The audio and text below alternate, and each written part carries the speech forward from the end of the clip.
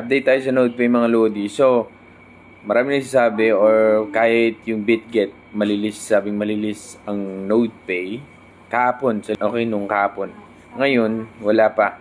Ngayon, may update sila dun sa Discord. Hindi naman ipopost dun sa Twitter nila. Pero sa Discord, meron silang update na sa 14th malilis. Okay, at pag titignan mo dito, ang kanilang market price dito sa MEX, pre-market, is last traded price is 0.5. So, medyo ayos din siya, okay?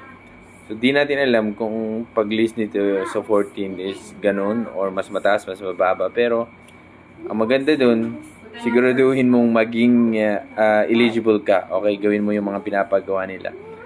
So, ongoing pa mga Lodi yung kanilang pag-compute dun sa points sa season 2 natin. So, season 1, season 0, season 1, and season 2 mga Lodi, pagsama-samahin yan sa isang airdrop lang, mangyayari yan sa 14, okay, ngayong buwan nito.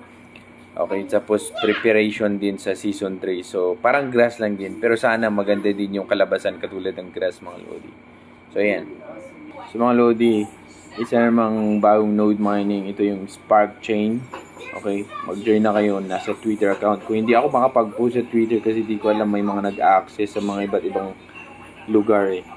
Ngayon, ang nangyayari na disable. So, hanggang pala ako, view lang ako pero hindi ako makapag-post. Pero yun, Spark Chain, mga Lodi, link nasa baba kung gusto yung mag-join. Katulad din siya ng Grass, install nyo yung extension, then mag-create yun ng yung account, mga Lodi. Ganun lang kadali. Inilagay mo lang din yung extension din sa computer mo, ilagay mo din yung ibang mga extension para mag-run lang din sila, di ba? Wag lang isa, tirahin mo na yung pangmaramihan. Yan. Spark Chain link nasa baba kung gusto yung mag-join, mga Lodi. Yun lang. God bless.